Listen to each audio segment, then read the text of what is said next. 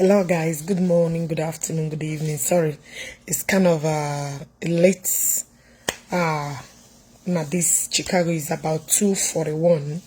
If I don't do this video by this time, I will not be able to do it again because I got to resume work in the morning actually.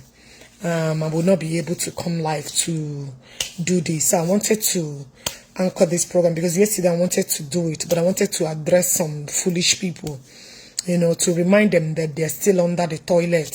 So now let me address this issue before the days, before the day come,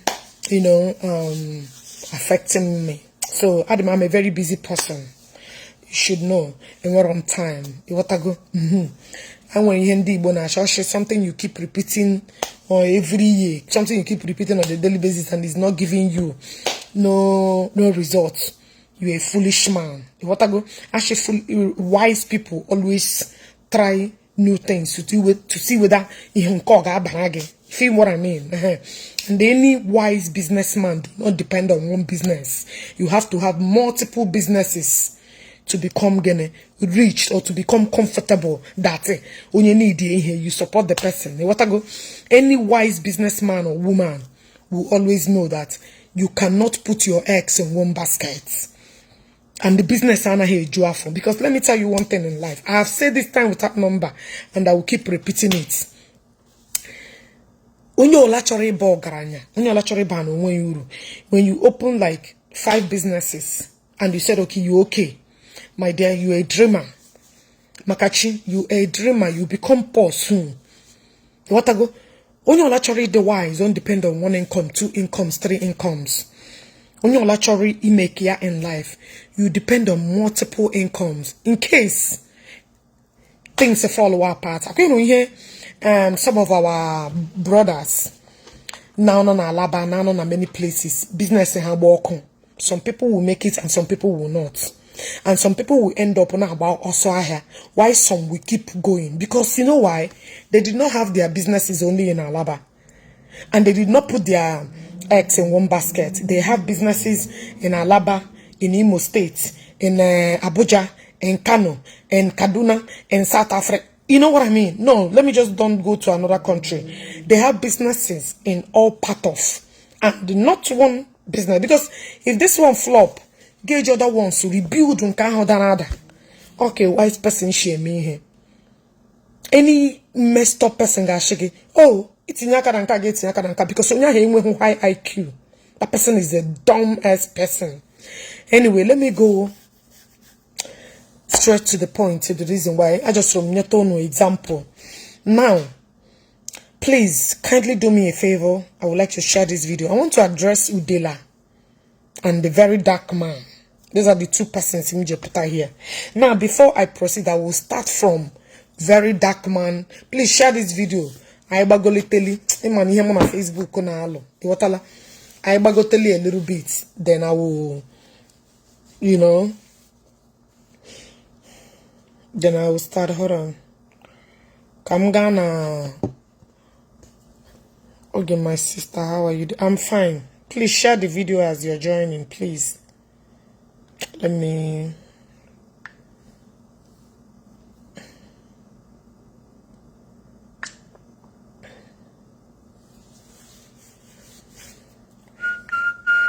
Please, if you're joining, share so others will join, please.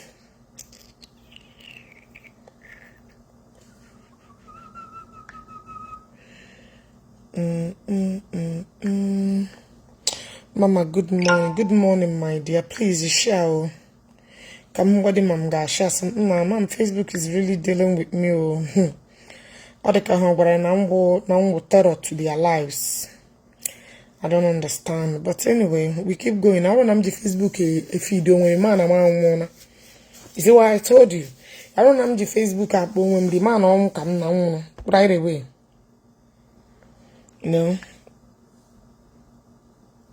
Imagine when you depend on Facebook. I mean, some people after their page, because this is their own source of income.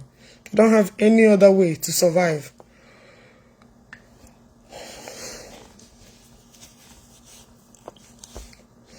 Because no, when him this particular people na achugodi no kora problem unu nwere na this one in. These people every time kora ogula problem unu nwere. I just don't get it. Okay, imagine uru na eluru onye dika Justin Dean. Will you be able to survive in that kind of toxic relationship? This is you, Mo. You are Cora. Will you be able to survive that man? And that man is jealous of Cora. He's not even fighting to protect anything. He is jealous of Cora 100%. On a man I like him on some certain things. I just overlook it. Because when him thinks Ugo Ben's comedy. Oh, follow this guy. This guy know what he's doing. He's very creative. He's very creative. I mean, he's a young guy that's trying to, I want a page man and with problem, my dear. No one then gonna promote to back to, but don't worry, guys. I believe by next year, or it will go back to shape. He's normal on a maker. So please follow this guy. He's very good at what he does. Very, very good. Getting up on people promote to the people page and I charge you go. Nah, anyone ha kono joronjo. Just a page you get promote to one nigga. You see why nje like you women? Anything that I cannot be able to give to myself, I will not beg it. People have to come and beg me from it because udo bimwe nagi he shemba it's just about sharing someone's page, promoting some Chipaloto nyem one the number one hage one ham gorogena one the hamba. Promote your brother, that's all. Share one negi page, even a good page. Yana runa. In fact, I don't know if I page the child come one at this double style. I don't know. Do you know why I don't promote people's page again? Because they promote to change get what their problem. That's why I decided not to, promote. When I see people that are doing good things, when I see genuine people that want to grow, young men, young women that want to grow, some spirit in Nabatahana, I don't mind. You want to go? Cheaper in them. I'm very happy that the wise. And the actual Matana, this rubbish anime is a mind game. If they play you, you fall for it, you are finished. You understand what I mean? I just want you to be wise. I want you to be very wise. And some talks, I need to manipulate you. And I'm not going to saga for a long time. I know how miserable, frustrated people want you to be in the same circle of them. What I go? So please share this program before I proceed. Actually, me I know because me who program na chipo ha na eburu apam gara home I got home here 16 tomorrow. What I go? And this get he ga eme go occupied. They happy the hopeless nobodo oyibo. Do you know why? Na gbande mmadu okwu. I don't remove thing. I don't because people na chom na pet ha. People like people to pet them to remain in that stupid stakehold. And people don't like people like us now. You know, we that I read people don't really like us. I know now, I understand. How is doctor with your doc? Doctors are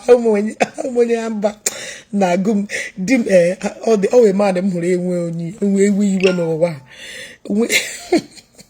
that's the only man I'm galudio. I can't marry any other person. Lologe. We did straight you from thank you, my dear. Hey, what I go? Please share the program on Facebook and the meme. Wow. But don't worry, everything will be fine. I know I'm not this situation before. I know what it takes. Hey, what I go? I'm close there. But even I know me Facebook ringly. So Mbola had you decide yeah. Right, it's okay by me. If you me. Now listen. I want you to be very clever in whatever you do. Be smart. Don't allow people to use you in anything, you know. And the whole may protect yourself in the name of anything that happen around you. Okay, come on, people here shena abage word and people with three here basaragi we.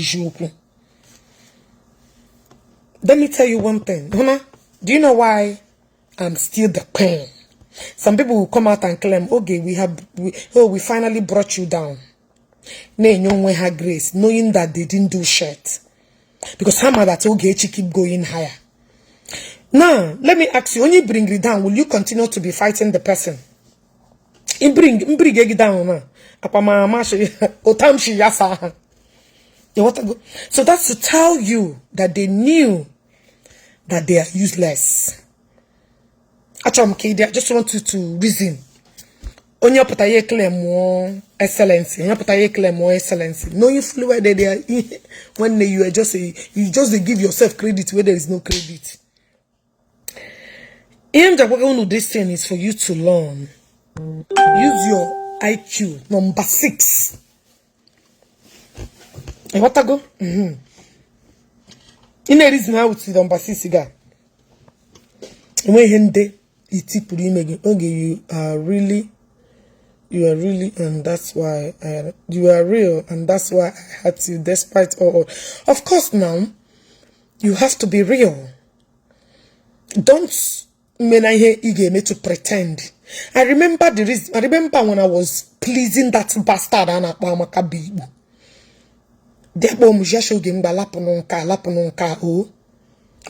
just like her personally then. Oh. The same way you like her, I can hate you. The same way you like her, then can hate you. That's one thing about me.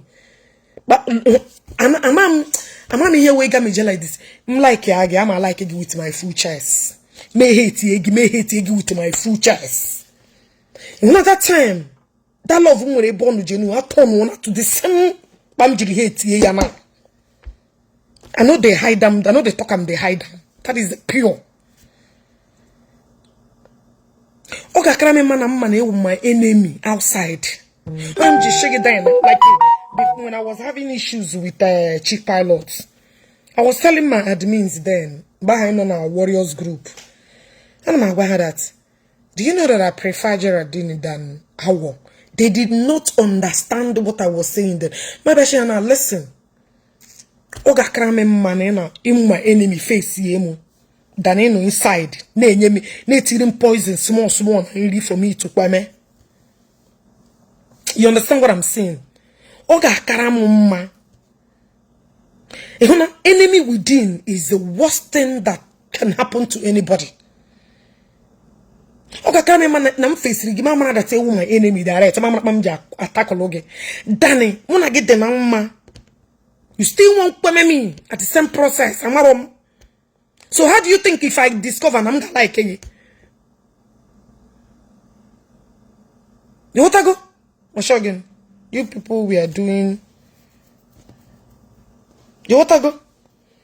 So how do you feel that a matter that is not around me? Name me here I'm gonna like it. Or that possible now? It can never be possible. In fact, hate him when I double. And I may pretend the life. That's one thing you should know about me. I'm a very straightforward person. And one idiot was making a video today. Yashi, Ogechi, man pass man. Don't Facebook or Yaji Joe Chimaribu. Yaji Joe data tone bono today. Aku grababara ya could have barrier to 0. Man pass man try yamu, I will destroy him in total. Oka no respect to where when I just because I'm man pass man. The question that idiot. Potarana na shake. He would dramolum because some mum and the dim na army training the qua opaki alan the luggage here. He's going to army training. Pehone nebono. I put in the morning na ebria. See what I'm saying? Okay, got me training this morning. So I put on brew the thing. Feel me? When you with a 2 now. one idiot to make a video, tag my page. She will get you agbara no home. Ma sorry, it be Facebook or that useless thing. Ndedibia. No, none of them should ever try me. I go scatter them because I'm now fake. Jokwaje Joe about offer free woman man. Nyene na ya dates. Ma kopa ba na wacha. All the messed up to do survive be a road time. Babe? Oh, sorry you. Am I disturbing you guys? Huh? I hope my voice is not that loud. Nah, it's not disturbing much. Even when I'm talking to my supervisor, why are you screaming? That's how my voice is. I'm not screaming.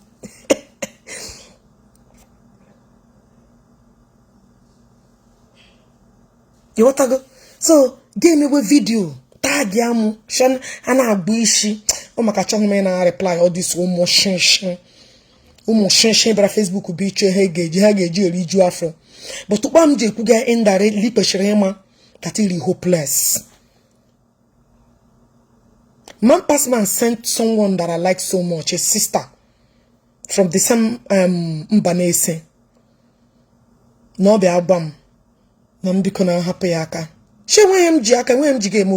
I'm not holding you. The thing is that stop presenting your son to deceive young ones.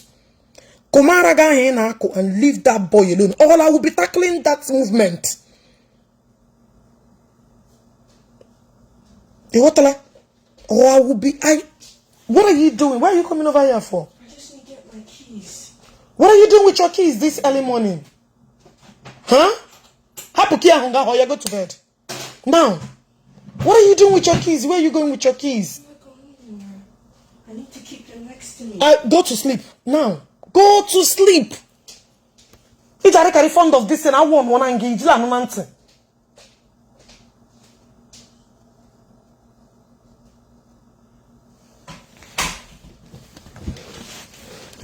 So, what I go? My gonya I want problem with him. I don't have issues with him. The thing is that you're happy presenting Maya. Kobene deceive young the was in now Facebook whether me work here anybody can join Facebook. So America one part of my like how be done at the young age now go margin and had change their sex organ. You see why I like Trump? Why do you like a Trump in some area? My husband will Joe Biden. With Trump for some parts. Trump won Anambra, Joe Biden won Imo State. You understand what I'm saying? Trump was a businessman, very high IQ, but Americans are like in the have bomber to bomber. What I mean, I don't like some of his policies, but some of his policies I adore. Trump should know a child is not supposed to know when to change sex organs. You go? Yeah. With Trump. Go and check. Joe Biden won Imo State. Trump won Anambra. Only high business IQ. You hold you make your business with brain, smart on that matter. Joe Biden won Imo State. Nyama bukuru. J school day. My husband yesterday. Joe Biden won Beken. Trump won on Bekan. So I just wanted to understand.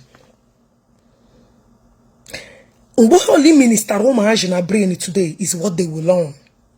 It has become their role model. That's why none of my kids are on social media. That is the first thing. And when any gadget they know now. They know. That is why they're very smart. I thought I went to Gale one exam, Hanele. Manage is everything. Now, when some courses all game in a college or pass ya like a clear road. And when the course on read this tire, young with bachelor's yana, but has no rube age ya. Because I know she can beat it. You feel it? So Mbo the social media, mbe brain ya gagba ya what's right or wrong. And went home mama from Genesis to Revelation. That's how my mother brought me up. And thank God they want to name here that reads Bible. This is my background. This is who I am. That's my identity. Also, like you believe that Bible is your problem. That's your business. That's your own fucking cup of tea. Train a child in a way he or she will never depart when they grows up. I am an MG fear of God in me because my mother showed us the way. May decide they pick the good and the pick the little good ones, happen the bad ones. Pick, like our culture now. In fact, I never waste time. How come you wisdom? You wisdom. No matter how you hate me, each of them come to me. Chineke nyere mi ya, nwere mi ya, ace up. You want to go? I may not be that intelligent when it comes to educational level. But I'm okay. My bachelor's now, I'm struggling for my master. I'm good. You feel me? Yeah, who is this? Hello? Hello? Are you calling me on fucking video? Let me block your ass. Any man, woman, on video on WhatsApp is blocked. Don't you ever? Why is that on my video? And then you your mama. Let me warn her for the last time. How can I bomb my video no matter what?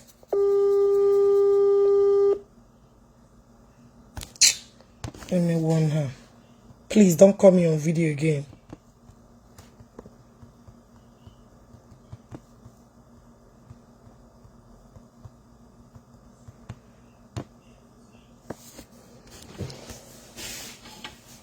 What I go?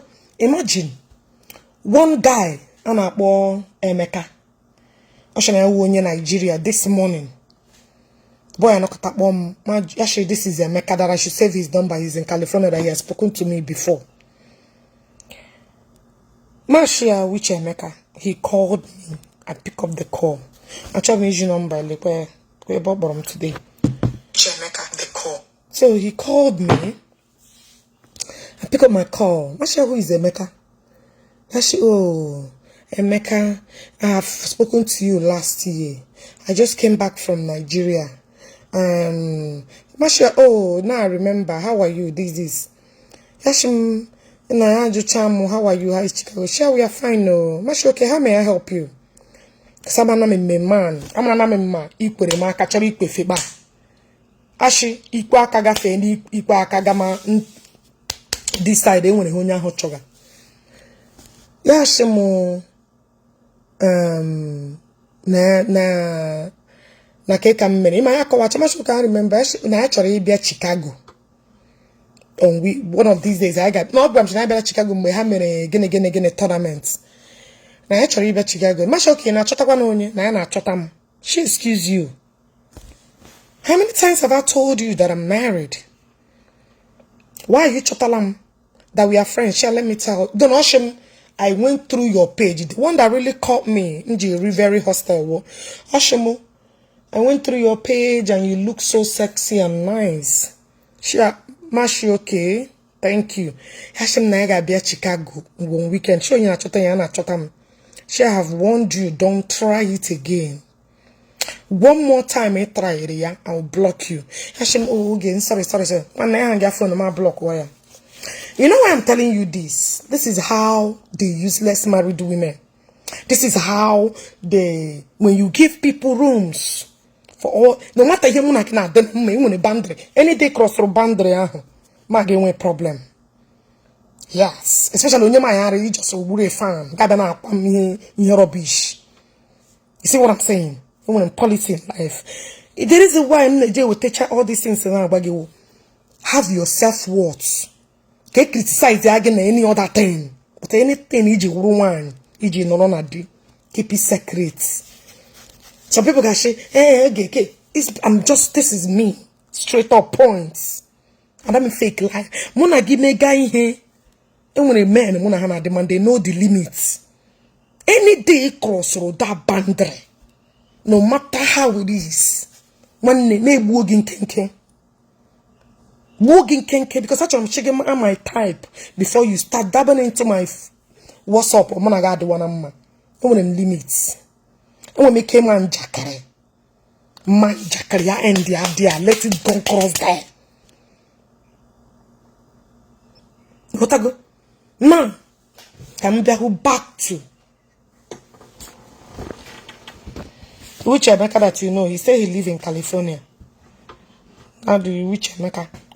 I was born here, I've been here for a long time. Now, so now some rubbish, I'm so that's why when they mess with other married women, they think every other person are like that. What I go? Anime from day one on Facebook.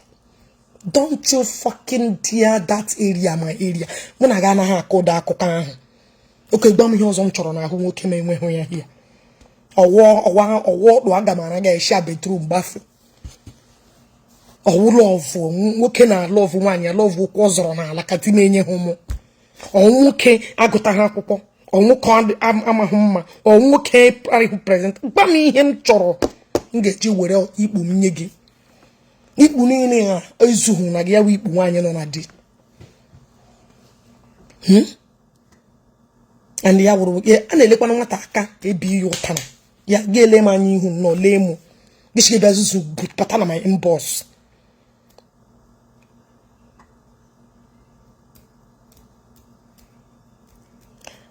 Or a lock your home in mem no life. I can eat your life one and another. Apple or column, there is no need of my rubbish. So you follow mom this program. Yeah, man. Now, let me go straight to Verydarkman thing. Because when I go 2 or 3 hours before I will head out in the morning. Now, let me go to show Verydarkman. Alright, mom. Check this video. I'm going to train up. What the fuck?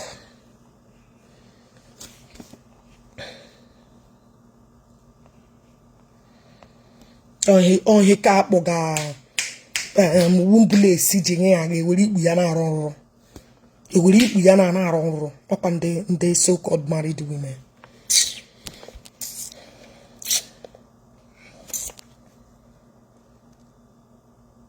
And I call you.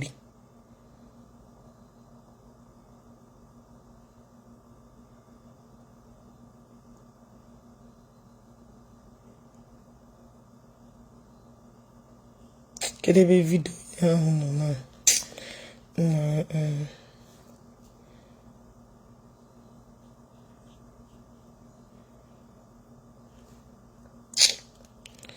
Let's try to learn, but Kigan will just compare new. When you got him chara. You know more again. You may fool, but okay, Mama Ijele. To the whole COS matter, Okay. if you remember, I filed a petition against Okwuluora. The owner of the group where those victims were scammed. So I filed a petition because the victims complained to me that they were scammed 128,000. First and foremost, I used to think you are an intelligent guy, but you're intelligent. Do you know how wise men does things? People complain and I get something. What you need to do, you look for that person. Okwuluora is not a hidden person. Okwuluora is somebody almost on your joining Facebook. You should have reached out to Okwuluora, but you did not. You felt. Get away your local ego. An Igbo man that have saved many lives because of one group of companies. But they complain and again. You started attacking Okwuluora. You be the one to jail Okwuluora. Some entities are now Malielu. Get feel that you can do. I will petition. I will. When they double the back, somebody get penyoge. Nabeje penyo Udele. One Eshinuru Abrahamge. Don't even Obukobi will be your last place. She stay away from him, but he may feel that you can tackle any case and get away with it. Let's listen to you. You are the one that messed up from the first time. Ishi, the mistake Okwuluora made. What about the mistake you made? What about the fucking mistake you made? You did not realize that you fucked up. You had something. Gabara koko.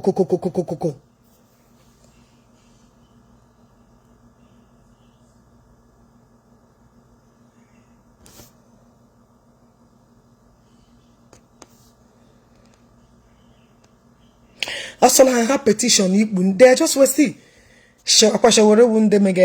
Na have this thing. Also, I have petition. A petition. Me chakwache ya toilets. Or Nigeria can actually petition. If Peter B did not survive it, Onega survive here. If Peter B did not survive here, because another thing I beg. Maybe they hear. Pounds in a WhatsApp group that Okwuluora created, and when they started complaining, they started deleting their messages. To a point, then he deleted the WhatsApp group. Now, Okwuluora came in for questioning day before yesterday. Went through thorough investigation and thorough questioning, and at the end of the day, the police got what they needed to get. So at the end of the day, me and Okwuluora met. As you can see, that's a video of me and Okwuluora. This was taken yesterday night, and we met. You understand? To be very honest, after talking to him, his biggest mistake was to delete the group.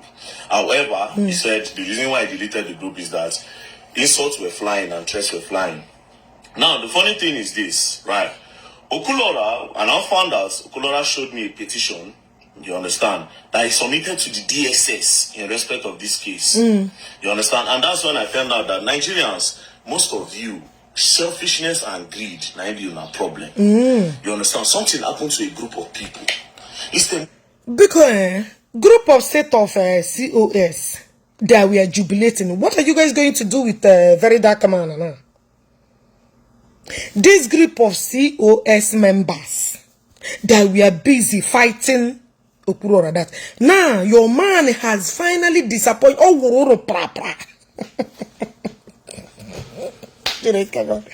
wait to nene kunu game yana. Unoga no really. Nah, ore mao isondo wala pass in primary school. You'll be shamed. You know, undo a fucked up in life. Especially all these people that want to take that your glory away from you, and they are answer the thing. Now, my thing is that what are you guys going to do with Una Alpha and Omega? Verydarkman. Nah, Verydarkman, do not listen to anybody. Hey, make sure you tackle this case. Man, Juno.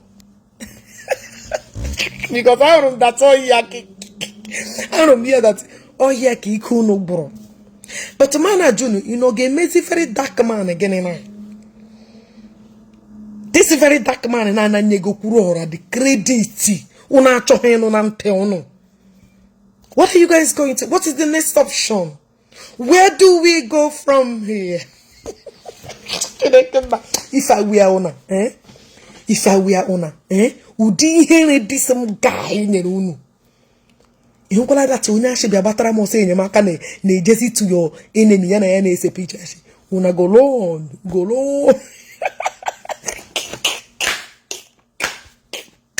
Wait. You guys should know quit.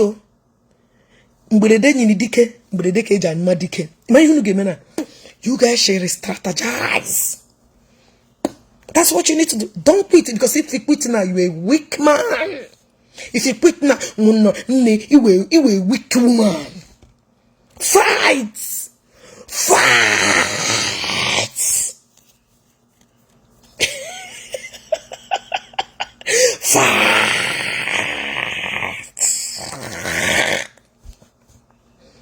Justice you will get. I don't quit to. Ichefola na enwere ogun wonye police ga me put arrest. Ichefola na udela sina I ga bonde DSS.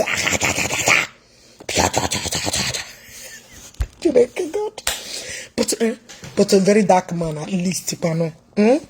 Udi heri imenyere this your group of members.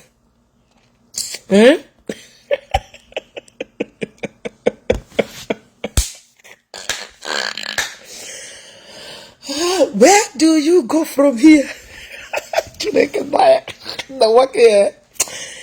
MG Shigi, choose the kind of people you associate with. Look for the circle. Because he join and see, misery need company. Touts can never reason four corners of his or her brain. Anna Majunu now, how far markets?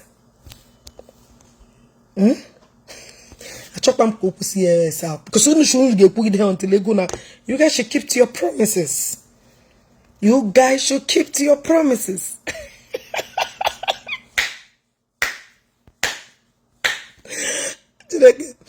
I bless myself. Nana ma hofa. Muhana. Ma wa. Oh, come now. Do not that VDM are popular and conscious pilots who will be the next Messiah. Una gala nanke that the freeze oh lo una egu nefu. Una gala nanke very dark. Onyo zo na gawo na next heaven now. Una de la governor Enugu later. Oh kwe. Nah.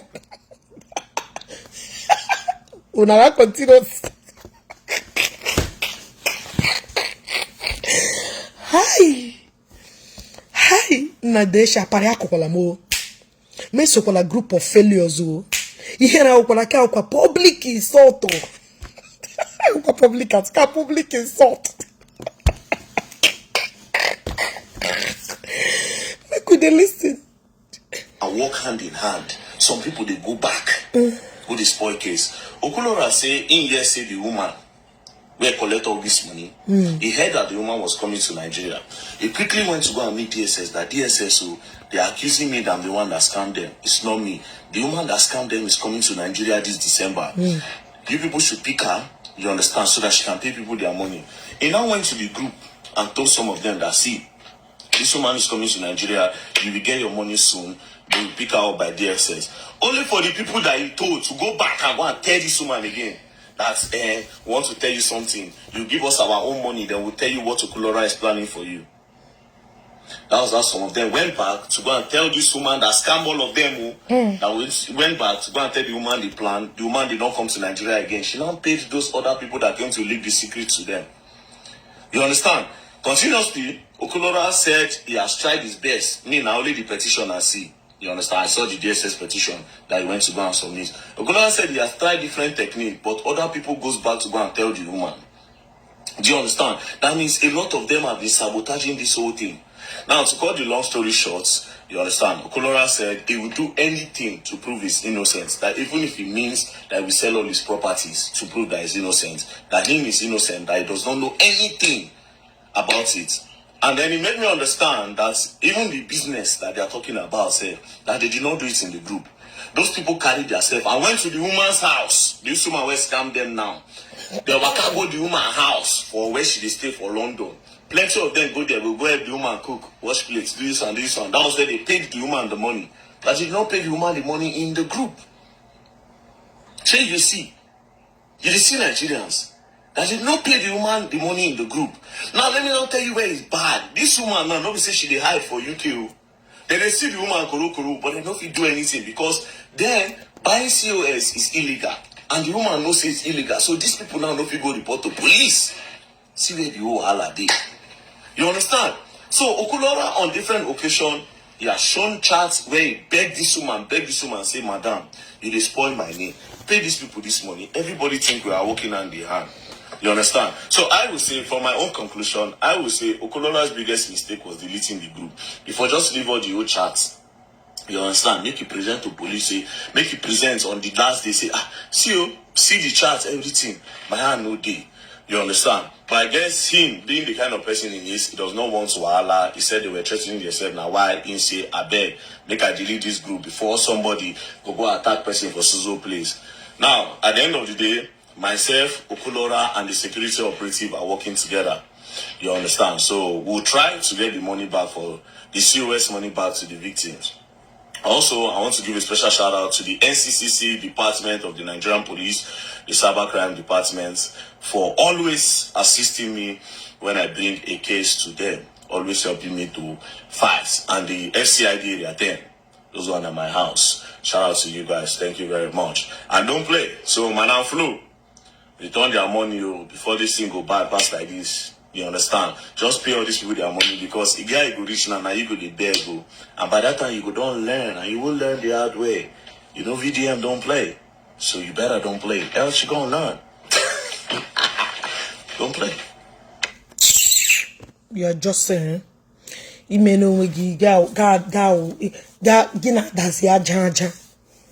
you are realizing that you've F up. You are realizing that you F up from the beginning. You should have used your brain. You should have contacted Okwuluora. You should have come online and say, Okwuluora, some people brought a case to me. I would like to hear from you, brother. I would like to hear from you. You should apologize to Okwuluora. That's what you should have done. Because you did not do your proper investigation. All you should have done, please, some persons brought, I want to hear from you before I will dive into this case. Okay, person will get brain, they talk.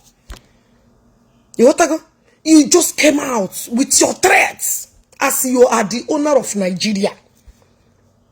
As you just came out with your food because of what? The people are following you because of some stupid stuff you're doing online. I don't know. You just came on. Okwuluora be the one to send you to jail. You did not say, Okwuluora, let me hear from you first. There is a place, there is something our place used to say, our people used to say, you have to see the both side of the house before you judge. You decided to take laws into your hands and come and be threatening Okwuluora. You felt the hurt, you felt the intimidation. You know? I mean, Igbo people are not Igbo people that are well learned. We came out massively and we told you that even we are in the conference call with Okwuluora. We told him this is what you need to do. This thing has passed. Go come, don't go come. We have to search for your number. We have to do some necessary stuff that we did. All of you that came out, all the Igbo brothers that came out and did those conference call, I salute all of you. I respect all of you. Because you guys fought like men. In the name of Ezugo, in the name of Waja, in the name of, there are many people that joined, I don't even know who they are. In the name of that, my brother that spoke at what's his name, Daddy Free's live program. In the name of many people that joined on that conference call that day, which I don't know their names. All of you, whether I mention you or not mentioned you, I say may God continue to support all of you. Chineke goziere munu. Because my annoyance about Okwuluora, I thought Okwuluora did not petition. Because he did not get back to us again for us to know whether he petitioned it or not. But this news has already confirmed that he petitioned, and he did a marvelous job. Because that's what I banketing. Even he reconfirmed that they no send that, but being who Okwuluora is, he's always scared. He doesn't like want trouble. Actually, I'm not even police, so that kind of a thing. What I go? So I mean, at a point, only we get your star boogie boogie. Get happy here, boogie. No, it was this is also be boom. I mean, survive. Why am I get me weaving boogie nugget. You understand what I mean? And a boogie generation of the. But kudos to you, all those brothers that timelessly put up efforts and did the right thing. Both the ones that when Okwuluora will travel to Enugu, they went there to meet Okwuluora. They did everything.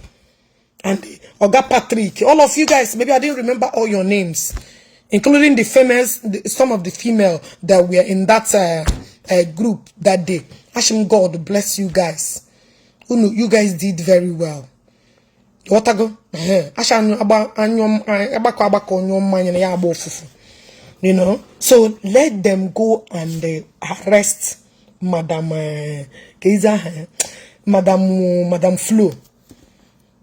VDMO, get ready. They will warn you. They will accuse you that you have scammed people. They have accused you. They will accuse you that you have collected your own share of the money. Go and write it one place. They will come from actually page in that maybe you're not even gonna hear it. No, talo. You know, maybe you're not even gonna hear it, but you may hear it because they will tag your name to be giving you their little attachment, woto. All this attachment. Actually, what they call it? When lion fights, everywhere shake. So they will be now attachment, now tragi. Now, let me come to Udele. Can you guys share this video? There is not much on COS. COS is a dead and arrival. Let them go and fight the necessary fight, which is Madam Flo. You understand what I'm saying? So now, Udele. Oh, Udele, I warned you. You see, I'm not doing this video as my regular moves because of my cakes and my husband. I told me to raise the voice. So, especially Adam, nketa. Ya me pam, ye bilie, any pam. You want to go? Ya be dogari what again? Oge puyo. But her body language there's something wrong. Give me working on they can de burebu. The boys know they even back on oh ya bam fare. Now Udele. Listen, I warned you. That's the same way I'm warning these remaining 4 persons. Udele ga kan no ma. Udele ga kan no ma. Udele, I warned you. Last time, I think the last video I made, I emphasized on that video. I told you guys that Udele will be relocated to another state. How many of you heard me when I said that? How many of you guys heard me when I said that Udele will be relocated to another state? This state is not only state where Udele go visit all the states in Nigeria. Go and mark my works. Udele, whether your people wrote FCT, whether your people wrote Babangida, whether your people wrote present president Udele, you know, we go show you when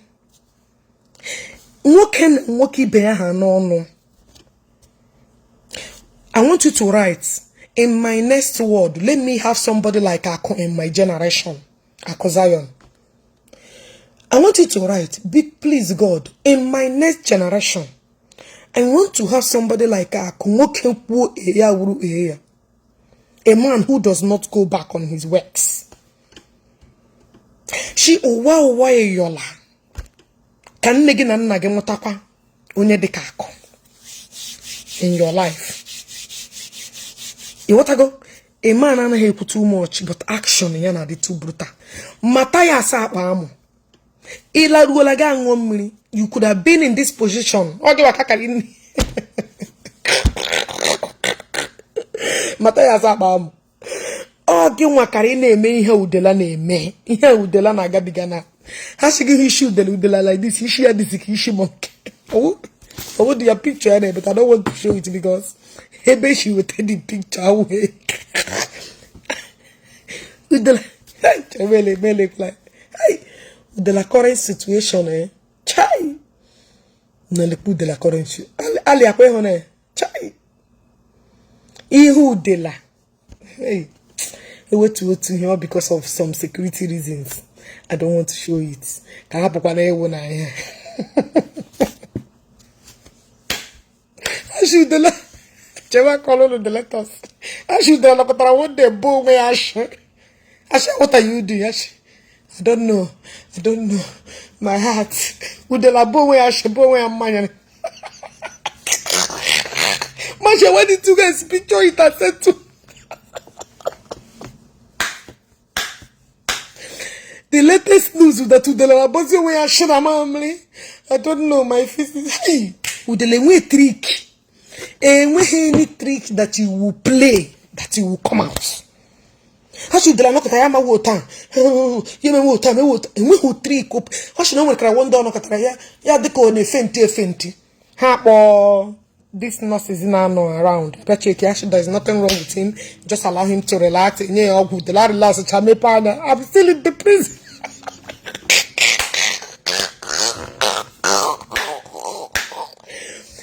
Story deo. Story pakuma. I just stuck with Udele, look at that. Udele. Ega know that. Any get poto words or get you only di Ogechi. Is that Ogechi? Hey, gosh, no. With Emmanuel Udele na bacho nwe ya shina money. Onye gbage. Nezi Udele na agwa akpokpo. We are going to go Chineke na ndewo. Onye kere ụwa ndewo ime. Bia ke imi oja. Is Udele broken or about to broke? Na onye nlụkọta m onye ka ya na ya na-alụ ọgụ onye ahụ dị domestic fool on earth. Onye agbara dat Udele na abụ onwe ya mamịrị ya bụ onwe ya mmanya ya bụ onwe ya nshi ị ga-ebelieve ya ashi na ya mewota ashi no enwere nurse a na-check BP. Let me tell you, the first thing onye ọgwụla not under distress go ị ga-check BP ya, check all the viral signs, mara m onye ahụ on unconscious onye ahụ nwere, because I check your breathing is okay, check your BP or okay. When you hear me I can just relax ya, nye normal treatment. It take your oxygen away. Nothing is wrong.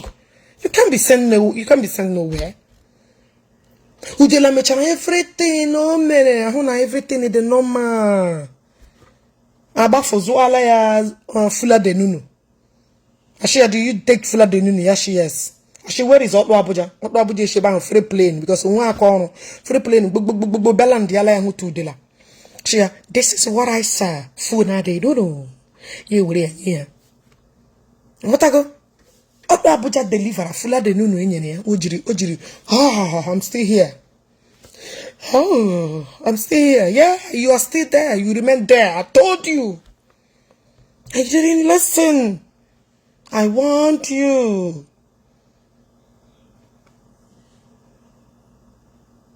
You what I go?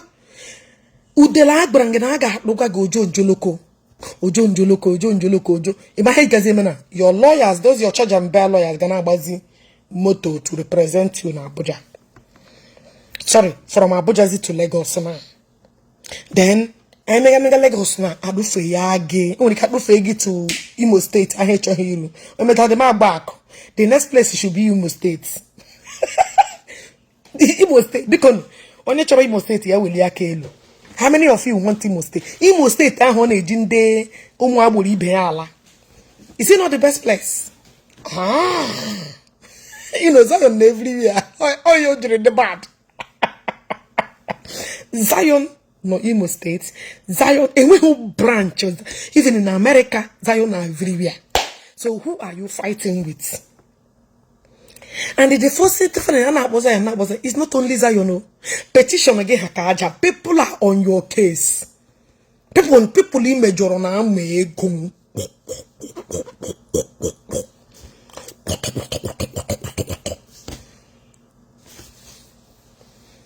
You want to go? Imo State. Kabia kwego Ishi. When I'm not the canon of the decay, last year, but to get you up go John Loco, baby the Igbo. I cannot look John Loco, John Loco. Hey, I don't like a dragamanage, gay fainty. But you go to Udele him roja bago way and shana manyan. A full grown ass man and aptana maldu na show. Now, no fucking body will arrest him. There is no man in Nigeria. Nobody now.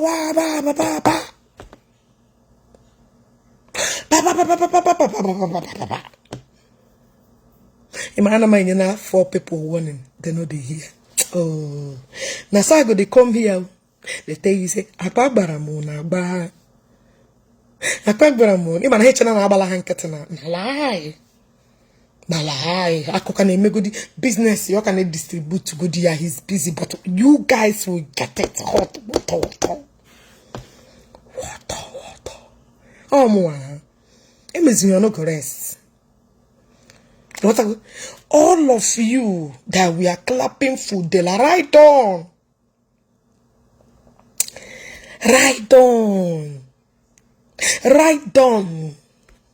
Aye. Ebe kununo. Or who people that will stand and release Udele, just a phone call. Udele nwere Babangida, Udele nwere president, Udele nwere nka, Udele nwere mma, Udele nwere ọgụ. Gịnị jizi agụ badere nkọ? Gịnị mere agụ badere nkọ? Those people that even nke ga-eme na ndị ka ga-anwụ ka oke na, these people ga-ara apụ ka oke na.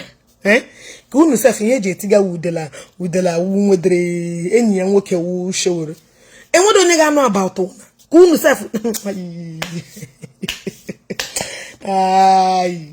ay ebere negbola m ndị iro m ndị na-achọ ọdịda m Udele ị ga-ekwete na ọ na-eme.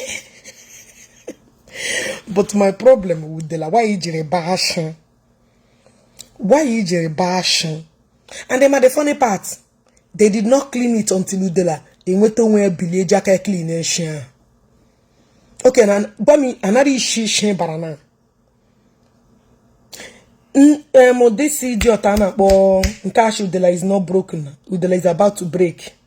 Joy, why okay and working her Udele jiri bo when action? Have the Russian on a fenty, can't have that on a fenty, that one will enter. Nke hatches in a gay enter and a wogene.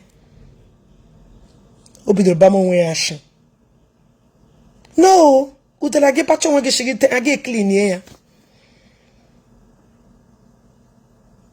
Lagos, here we from Lagos to onwe ka ga lugagi ime unwe ago were ujema ge arema the inside the remote village in da China East. All these places is self eje jimmere shasa ho. Eje jim Udele Hey, Udele, hey, Aunamba, hey, inside the remote villages and down on Ambise, no Sahaba. You are those, Ima, from above, she only one of the suspects, like almost 10-20 officers, they were on your way to Udele. Ujenu to those remote villages. Eba heje jimmere shin asan esa cha ho ga na shin mosquito na ha shigi Udele achoro ka nde begi ka rotate yege ha ga eji ga agba ba ma be ja agba abacha Enugu wo ana emi isi pom okay ha ka ge bago nwe gi shin amanyene. Everybody warned you, but because of some people, useless set of people, and then money togi. And when they make a video, he would the most people, nobody can challenge you. Because where are those people now? I'm like, say, dugagi togage. Ema after. Imagine this idiot arrest. I baby doti you hand ndeke for a fortune or obodo Igbo ka hand doti we hand immigration. Any day landre dia pam amunoge. Epa huru. Any day landre dia akporoge. He get better no Kobe is nothing. Kobe is just one person in the whole Nigeria. Agwage senators and governors, even some of ndu no na zo chicheno na yere abia Zion. Camera na ha capture. Imankote Abage governors and senators on channel ekpere when we take by position it got the shock. Zion awuha gbeji akpuka mmegbu. Zion is like no other church no one no n'ime ya. Itinye Ishi atari egi. You what I go?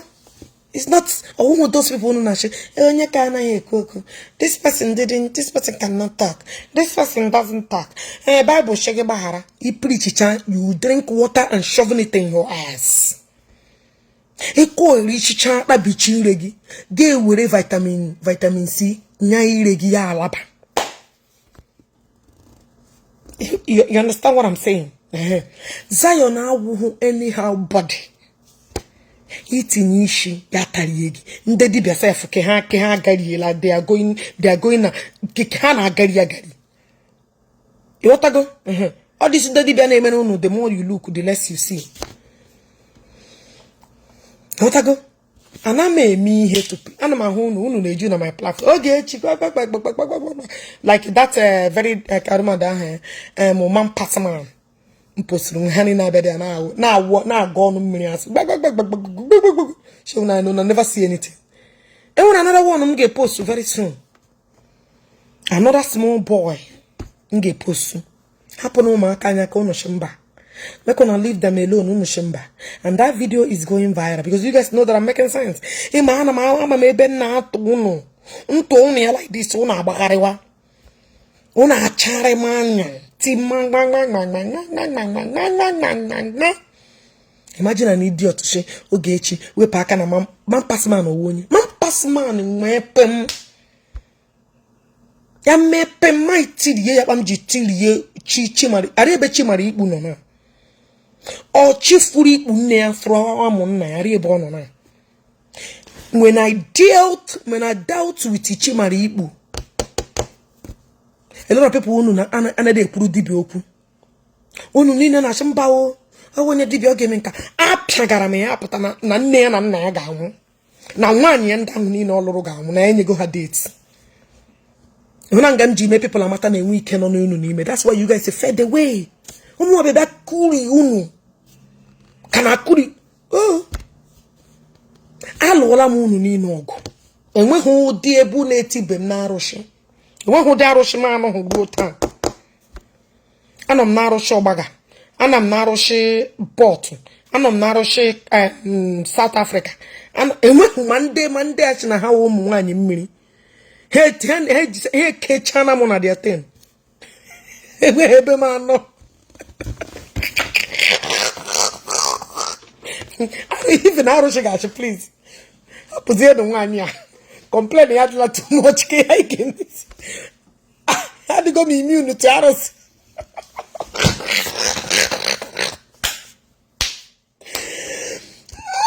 Even all woman may be. I'm not talking all say. Even my local ones, Mumu cookie. My local ones, I'm not Bachanam Narosh, and they put 20,000. I did balam dito. Dokola me be my baby naros. But a work it all new development taros. Tine be mo pem de dibia. Onu kam na, ogo no kam na cho. Take a reputa. Only chagi hagiri. Anom na in all I wanna naros in Ndi Igbo. Allah baga na shana, but some people bought them send them a message. You don't get you. Le pay buying a boga in Allah baga share. Because I like to tell you something they provoke, get them more.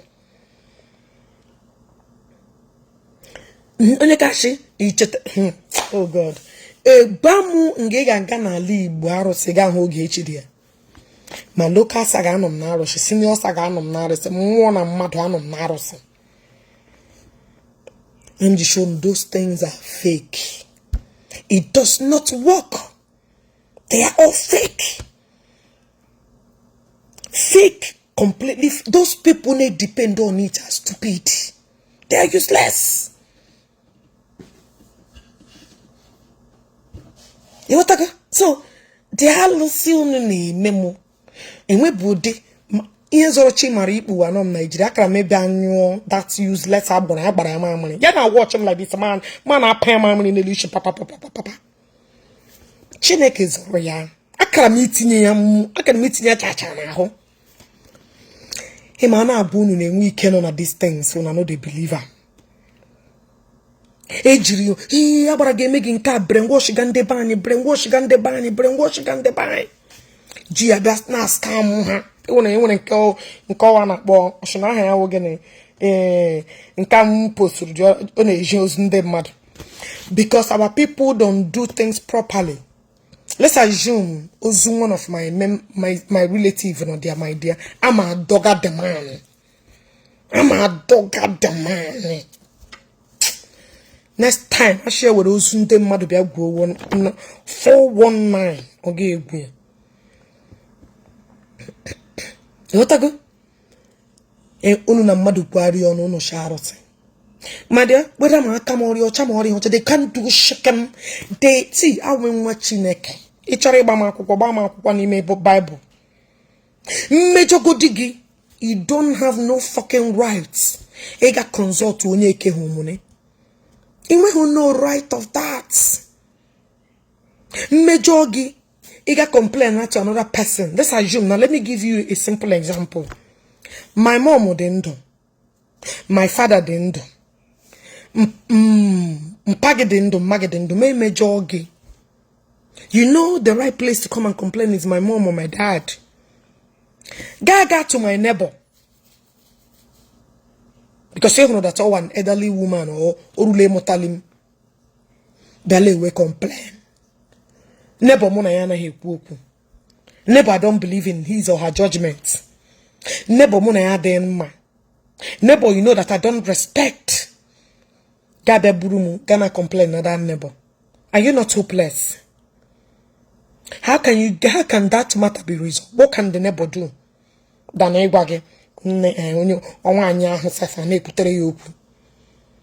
You should come to the right source. Which is my mom and my dad. Which people that will talk to me and sit me down. Then it Gay burumu gawana aroshi that I don't respect. I don't have no atom of respect. Aroshi that doesn't fucking work. Okay, how do you think that matter will be resolved? I just not joking for you. Those of you that want to reason. How do you think it's gonna be something I don't believe in? Something I don't even think you own any single power. You want to war no chat, I'm sending them something. Now Georgie is fake. Those are I cannot hide because when I get them, it is fake. They are all scammers, pure one. Also, no pata. I tell here we be maga. Man pass man should understand it. Man pass man is just a local unyara nagare. He has no power. He has no fucking power. He's just a local madman in nagare na scam unu. No na one club nto shina mahahana. Tine deceive unu. Onye nwe nwebe yenye ha. Eji ana abara ogaranya. Eji okwu ya na aga. Na agare. Very dent that boy. Can't you allow that boy to grow and decide which way to follow? And I query. Anyway, the dibia. In a matabunu na de too too heavy. You watala munu ge bido kwa wa saga this second missionary journey. I ge bido ya can bet wunu otu because I'm actually destroy you. I'm tiri wunu wuna bo haters kata papa Ogechi. Yes. Achom ka kunu renew my vow na arushunu. Achom kunu ga renew vow unu na arushunu na nwa aka okaro ema chimari ikpushi na akporo m na arushi no 24 places or 35 plates or should not 38 ko how many arushi serve because emekolo na jo chimari ikpushi ya how many arushi can not serve. What I go. So that is it. Now,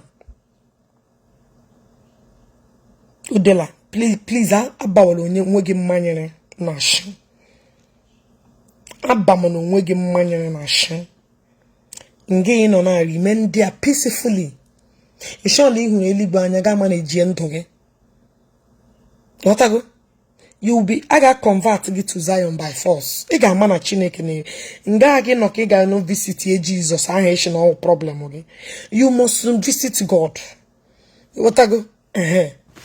So, Abaman wegi you know. He play like that titles or walk on. You won't any other titles he play now I walk on. So remain the way you are. Oh. Demand no ya. E show la Chineke me gidene ge bere ga ho. Light anya ge were ya ba. Agbarange that those people na hypoge cannot do nothing. Those who kuke, umoshana anwo. What I go? Udele, how many months are you spending? People na agrugi days. How man ha get question na agrugi years? I don't know why they are counting days.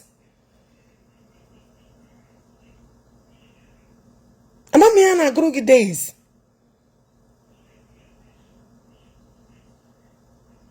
I don't know here na agrugi days. They should be counting years, not days. Days is an insult. For na go 30, for na go 40, I go shall tap machine on.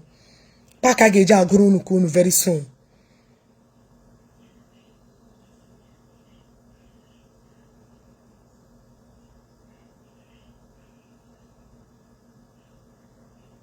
Everybody man Germany how far? Okay, I will go. Anyway, I'm happy to go on life again. I'm busy now. I'm very, very busy. I want you to be busy. I be na akwapa. You don't like the busy now. They too tight. You know, like chori ban when you na the busy. On day you was slave. Yes. You want to go? The lagas pampas. Very soon, yes, my diaper. Very soon. My guys can get you. I got my guy children on my work regime tomorrow.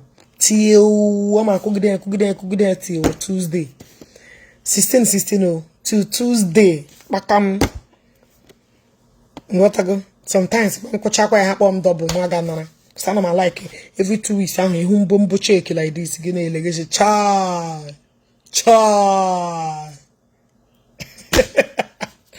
On that note, I'll see you guys later. One day can get you yeah program I wanted to do yesterday, but I needed to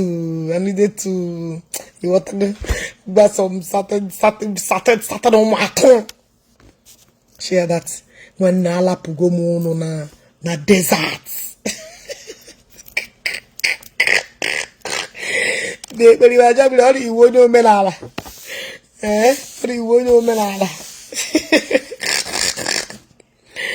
I think you won't know Omenala. But in management, I want to be like you. I want to have my own companies, honey.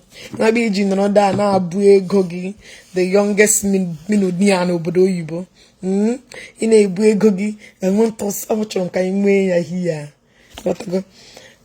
You won't know Omenala, okay. Udo? What go? So, bank I'm trusting the sample all my investment up and down. When you go name actually, God. Money na water. Ego abata. Chai. Well, I'm patiently waiting for God. I know it will come in. I know it will work. You want to go? I'm going to be happy for when I'm going to eat Buddha. You want to go? I'm going to eat Buddha. Oh, lo. On that note, oh, lo. I'll see you guys later. I'll see you now. Only cause shaking the chairman. Who is this one? Just 70-year-old man. Keep doing the job. When they get out of here, I will walk normal. It will walk normal. Yes, so. Oga in the name of Jesus. Oh yeah, papa. Oya kai nature. Ne money na water. They go me expect, but I'm not. I got no Ogechi na me bull and America where you. But with God, all things are possible. You want to go? So we are still waiting patiently for God to do Ojibruchi. So on that note, I'll see you guys when the kanga hit on some more. Amen. God will answer it all. See you guys later.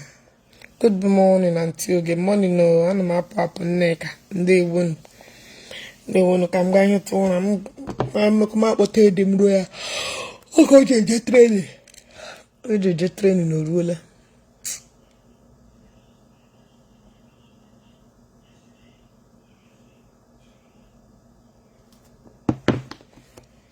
I can't get here no because see you guys later. Come collect them no tele. Na Facebook man. Wow. Love you until you get thank you. You don't try. Thank you so much. Man, what time my name was in trying. Man, was it time? Man, was it time? You are blessed. And thank you. Don't go anywhere. We love your program. Thank you. Goodbye. Thank you for updates. Thank you so much. Bye, sis. Man. Thank you so much. They want to come greeting. Thank you. They want to. No. I'm le mangara to range before my labuna. Now some bone shot. I am sure who my pawala.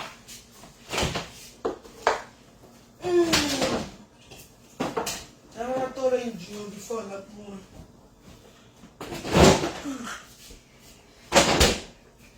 Na muna dimji Ije. Garwa mu yesterday. Baba na ara no range become before my labo. Hey, Papa to teach him how to lick and succulent orange. This is the best way.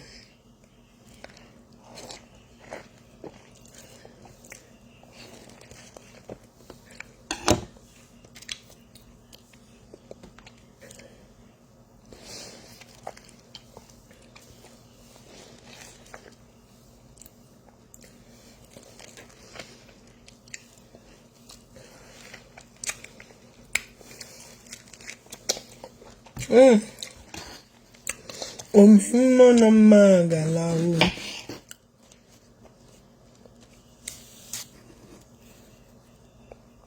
When you're not gonna 3:57 in the midnight.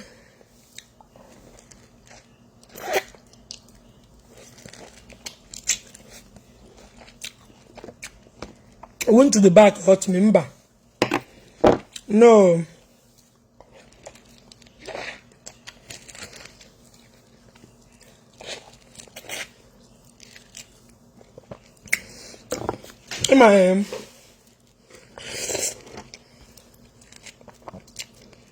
My grandfather, my mom, the man about to go before a lot of tenant house would be, and don't want the fruits a lot. I'm what I go. So, I what I told in the bahana may tell you. I know may ubeo. In fact, I'm gonna lay behind on everything. And the tenant house about the whole place around. And I'm now. When my mom I could to channel some of the tenant house who raise and know the place. So the man wrote a no. And the matter about many women from different Igbo tribe. Because oh no. Tenant house Buribu. Oh, the bamba. Don't be son of there. Be someone. Dihaga koga. They see there. Don't be son halana nadi. So different. Ndi Igbo not been at that compound from different states. You can take anything just to remain in husband's house. Hana hala deal. Hana hala nadi. Sorry, what I'm about to say here. Some people may not like it. You're not the last place in Galo from Omaya.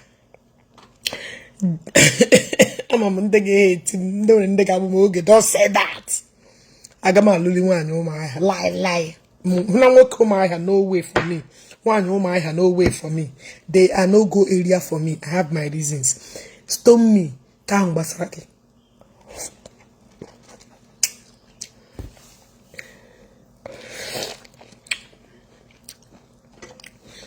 No, how the same way come jara and can.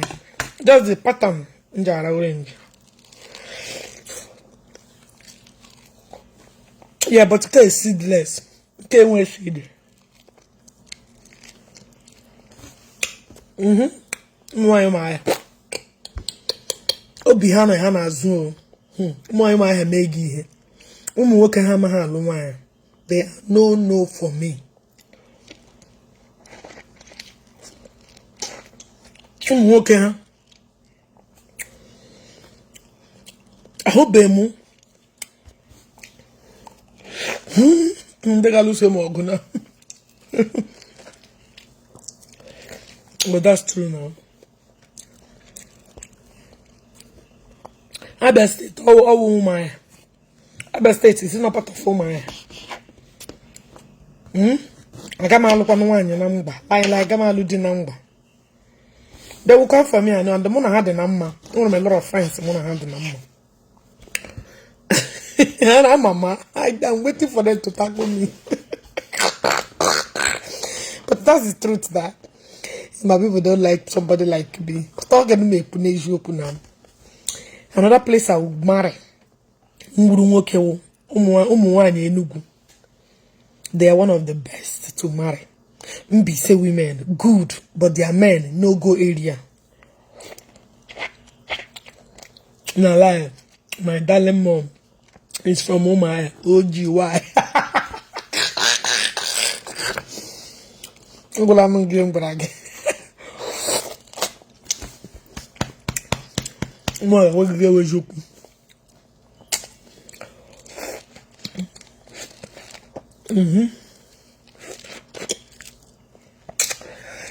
Them the single. What can be said? Yeah, what can be said? The shall come. The poor again and wine. That roll. I'll give you sense here. A rubuge. Majority, the men, God forbid, is a no-go area. Their women, yes, I recommend them. They are good wives. I don't know why. I don't know why. I need me. I need D. And they are very industrious. You know? It's a good angle. I did it. When you guys know from my she I know how to talk now.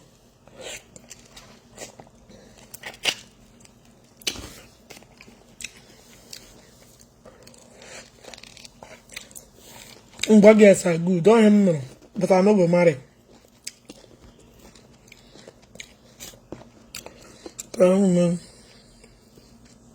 Nsuka self good. Nsuka self good. Yes, they are good wives. So more any good. Okay. Nsuka. They are good wives, but all of them. Some of them they make come happen, but they are good. 60% of them are very nice. I mean, we have grown Uzuruk. Mbise men married the Mbise women.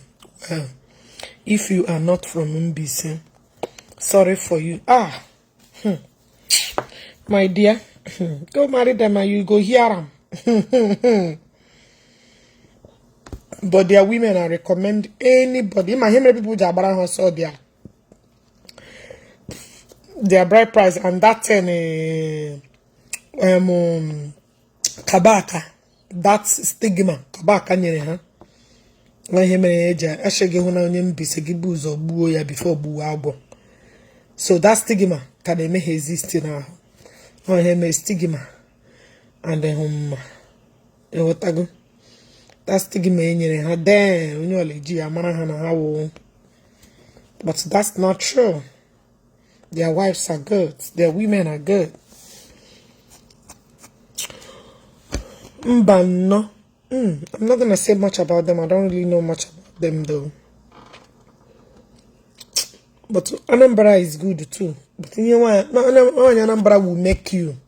One Anambra will push you to your destiny. Get the weak as a man. One Anambra will revive you. Especially one in Navy. They'll have this high IQ to rebuild a man. Anambra the good. They're very industrious. You know, Hanabashike. And they don't like to marry within their, circle. Hana like ilu onwe ha. But call a many daba no Imo State or anybody when jishia always virtue. Hana haba and Hana wanya, they know what they are doing. They are very smart. What again? You're welcome. My mom is from Owerri. I grew up, where I speak Owerri dialect. People thought I'm from Owerri, but it's okay. Owerri. They go fight me now. When mom should come on, really she just.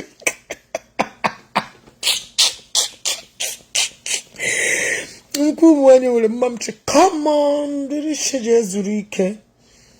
The eho one. Man na be my room. She made that you are good. Majority of one no.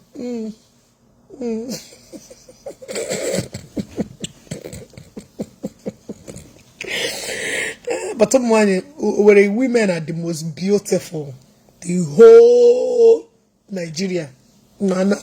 I just show me Igbo, but I'm more from Imo State. Habu, Kuhamanam, no be talking. I am a guy school.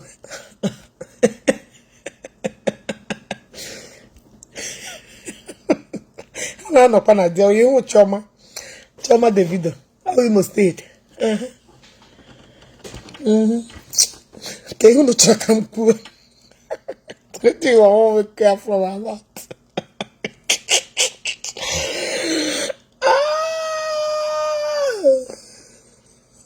They are good. But they're the most beautiful. Each other one man and my jet to Imo State.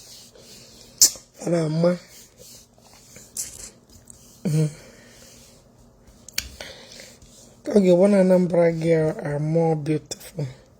That's not true. Mama. We are we don't that. Mama. We know they're fine, but brain only cover all the ugliness and any brain capture physical beauty just a west and rubber. But they all know they bunuzeri. But when it comes to brain, not this thing. Hey. We make nothing out of something. What I go? Come you back another clue. Umu Enugu up and down alo. You see Enugu man. Ijele ba. Woko wala woke Enugu. Bopo asu. Ana alo. Elo you on your own. Also no be them fight mum ka basara on him magba no kewe joku. Umu woke Enugu. And especially give no woke Enugu na eme business chere ndoge n'aka.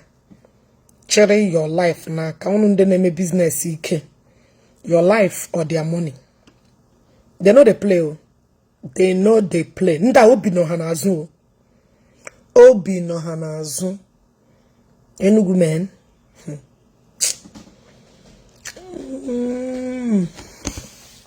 Argue it, fight it, now your business. I'm not going to the truth. Each other with the best man, hello, Jewetu. Idiato. Who need idiato?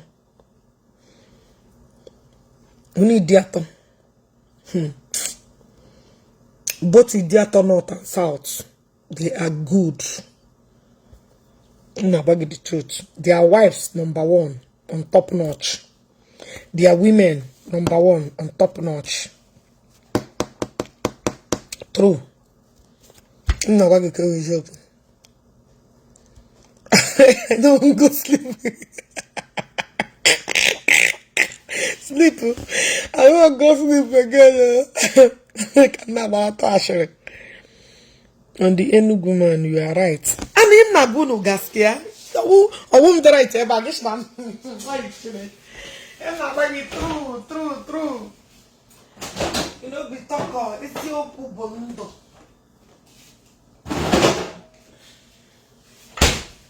They don't play. They do not play, honey. Enugu man. If you give na hame business. Kega mata na ndadi, especially business ihe unu na-ebu. Business mgbongba unu na-ebu. Chineke. No. Anambra is good though. Business all ya bana ha. But ihu na Enugu. Oh. In a business, be very careful. They don't play. They are mean. They are brutal. You can do anything for money. When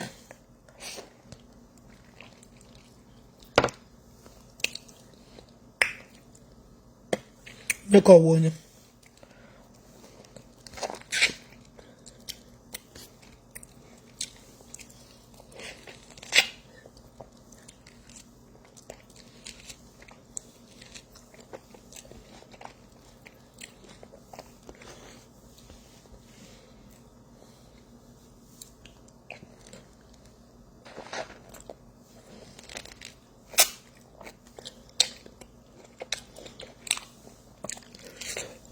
Ebony wives are the best. Oh, Ndi Ebony. Oh, they are good. Only a little wine. I got one of Ebony. Ebony. Oh, they are good.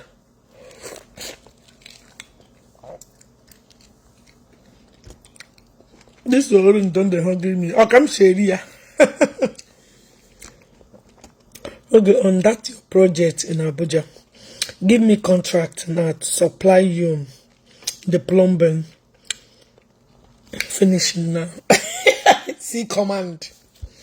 See command the audacity.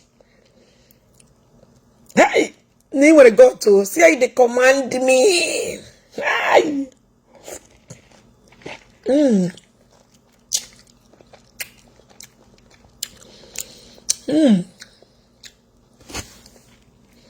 Chai.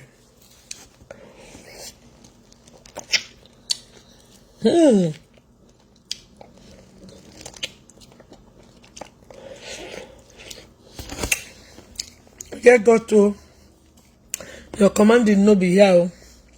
Hey. Oh, Chim. First and foremost, I don't make decision on any of my projects. My husband handles it all. You want to go?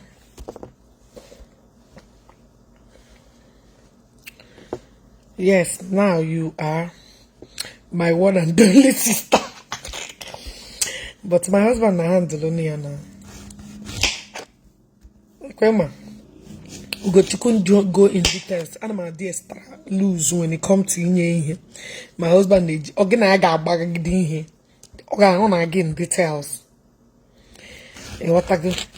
Don't worry. By get our new project school na east. Can finish here the next other school project. The Galapa East can finish here.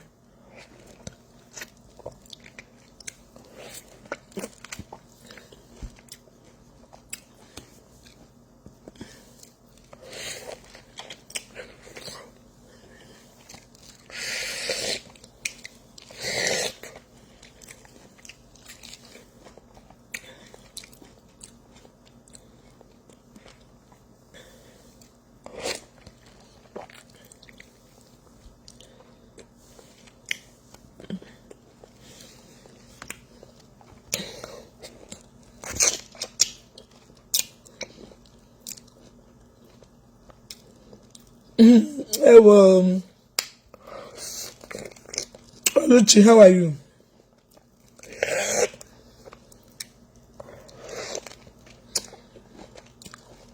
You are everywhere. Okay, so why? No orange cat orange. Is the orange na thought him. In my name is in this place. Guess what? My name is in America. Good to see you. My name is. Hey, God. help me. Na ndị London na-eme enjoy you. Ha na ndị Nigeria agbara. I'm good in them.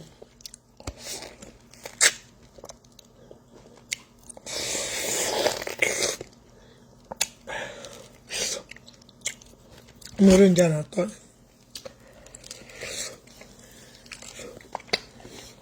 No, the Pama Jana Hona. I'm gonna put up in life for a long time.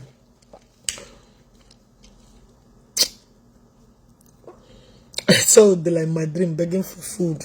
I'm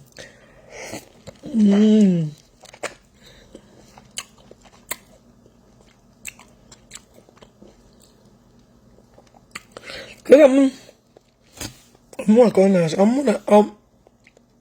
okay. Or Facebook. You de la sister, you hear this.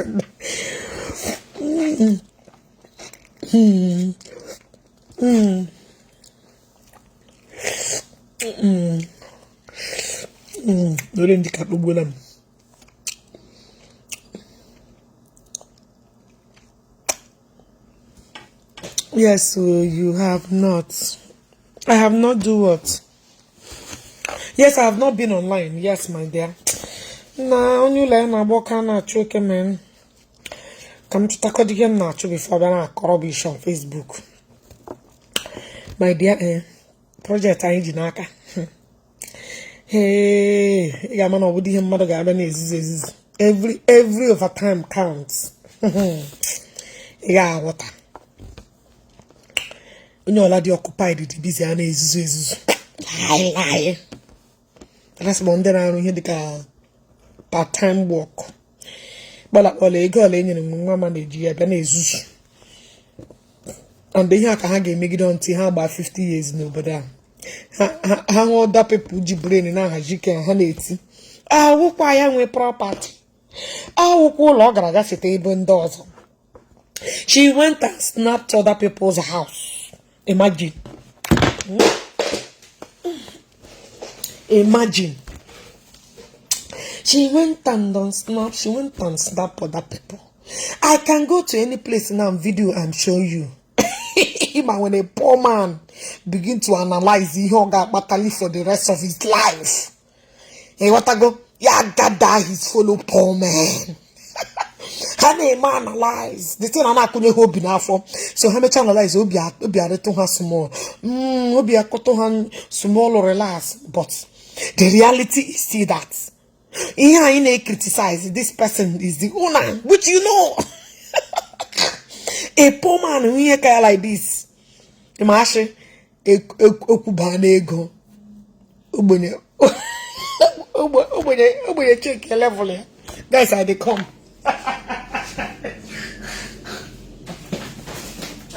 Why is this thing? Whenever I try to open you, they go to range. Which kind wahala be this? Guys, make on another verse and they come. Can you know small gist? Small gist in that brown. Small gist in that brown. Small gist in that brown. Hey, what I go? Imagine me. Imagine a man that has failed his own destiny.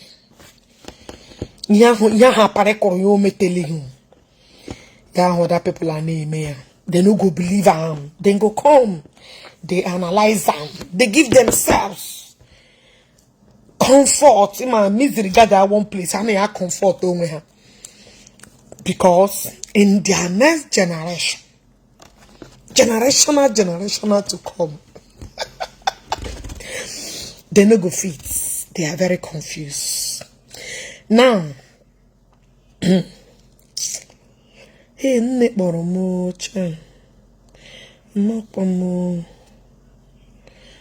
I'll call you back.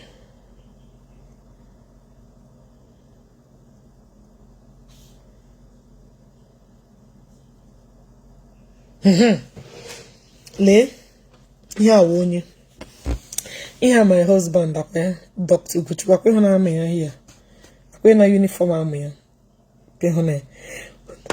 Yeah, we discuss our properties here. Then when I demo, any discuss.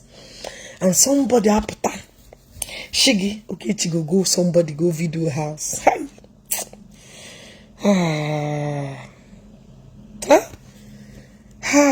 Okay, I don't suffer. Look at him na share one. Baby, this is where we are at the moment. Then here closet or come choose which one I would like to. But I choose Abuja, which of them I like email. Somebody got shaggy. Back I'll just choose them I like a kitchen this particular one. What I Mashi look at the one I chose. I'm begging Kim choose because same when I test in the Ashbanon can choose. Look at the one I chose. I can't Kim choose. Then I'm back, I'm choose back, I'm just sharing. And then I like in here white. All this white stuff things are on them too plain, Anya. What somebody up there. Shaggy. Hey. Anyway, I don't blame you guys. I can understand. I can relate to a predicament. It's okay. It's normal. It's normal. It is normal. It is normal. Ijowa. Now, I want him to gonna pay close attention. Keep it up, because we have about 4 phones, so we are sending the alarm in car now. You send the now. I want you to see this Vitalist Njaka. I will turn this phone around. Don't him to usually now. Pay close attention. Apay hone. Ihawo. Pay hone lepa. This is the heater for the whole house. Yeah, and this is for the POC. Sorry, POP for the Owerri house. Bay, we are getting there to having completed properties. The buyer complete on them, but I'm going to project I jack who for one so you know go to English. But on Bay. We are getting there to having completed. Dr. Vitalis. Yeah, be aware. We are getting there to having completed properties in Nigeria. Thank you so much for your support.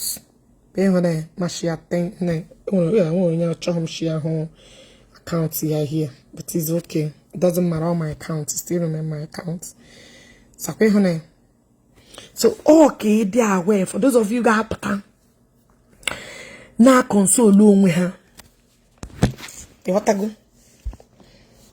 Marcia, oh God, they should finish the 10. They am Saraya. Marcia, love you always. Marcia, we did it together and I'm proud of you. Love you more there. My husband, I reply, I love you more there. You end up with this thing. Eh? Do you know why I'm telling you this? When a poor, useless man that will gather places to console their failures, don't be among. Don't gather a place. You know, I console each other thing. Ubi a yogina, unya awuhunya. Who that means unya awuhunya with this thing. Then you keep being a failure. Allow other people's success to motivate you. Do not join a group of failures, so you will not continue to be a failure. Go where people appreciate things, so it will motivate you. Ekwela ka amoge damba. Because each of a big criticize somebody. Onye kamado kachia. Last thing I Ogechi Okeke is to fake. Any day I fake. AMG like I know.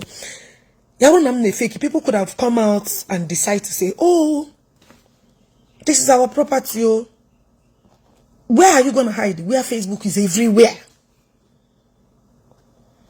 And what I go? Where Facebook is everywhere. The reason why I'm telling you this is that follow people name achieve things. If follow people when they let me tell you one thing you don't understand. Where failures are. Have failure in life. In a more former, you become the talk of the town. Who began how manage? This is fake, this is not true. But them knowing fully well that this is true. But they just make themselves look good. Because about you reduce you know, they are full of failures. I got that one place to give themselves hope where there is no hope. You see why people age because of other people's success. Because you never expected that this is real until you I carry alamo fake life. The panel dobumu ami general mo. We're going to go to the panel ami general mo dogu agon. When my husband with different phones, I'm searching. I'm a general dogu. Exercise homage. So the reason why I'm working this thing, don't tangle yourself within the failure, because you can never move forward. You can't read the possible, because otherwise, oh, is a liar. This person is not doing well. Let me show you something. This is the materials we are worth. The material is on ground. Now the cement. The white cement for the POP. 100 bags. 100 bags here now. Due to space, I'm going to take a shame me arrange for my card or the countable. But it's 100. I have engineer for those things. Okay, heater for the house. Heater for the whole house. You know what I mean? So, oh no, like that. Now she is fake, it's fake. Because they are all useless. How can you delay her like this? We are from January. We bought 2 Mercedes now. Hey, they will be responsible after looking at me. What I go? Back to my pet. How can you breathe? How can you accept it? Or the pot? How can you accept it? Or the possible? We got to call them about America how many years ago? How possible is that? My dear, Oga Karagim, he gave back and be here for 20 years. I'm gonna appeal here with investment. I'm gonna appeal here. I'm trying to analyze. I'm trying to own your ocean. No. Oh, she's not true. It's a lie. I carry a me fake. See, Ima Odogu Kambo, I carry me fake life. And can I make them when I hear me? God forbid me in heaven. See, I couldn't come to Apata. You have seen me, you put the makeup, mate, you get long hair to please anybody. No. Simple but powerful. Hit me in a lemma. Simple but powerful. Very casual. Simple but raw. When I look at Facebook, on Facebook, simple but almighty. Gibana by ego. Sorogodo.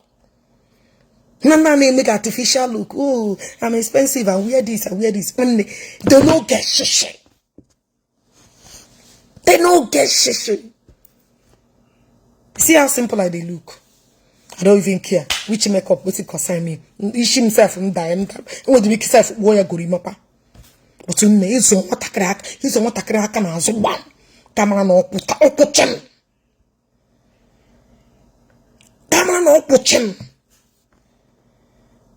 The day game make them kega man a woman. I'm not like you. All this rubbish you know to deceive people are fucked up. mgbe izuru m aka zukete m ka ị ga-ama na mmadụ na nwaanyị na ibe ya ha n'ọnụ like ị ga-ama na mụ na ga anọhụ na the same rank. Ọ gị lo onwe gị gị na you didn't expect this. You know, the thing deceived Abuja. Ya been on my territory. Oh, deceive you too much. Jesus, patana my ye put on Don't allow look to deceive you. You make the biggest mistake of your life. See Facebook now. Every day also got one shirt. The owner, Magzo go back. Ihe ọ na-agba mama na-agba first region.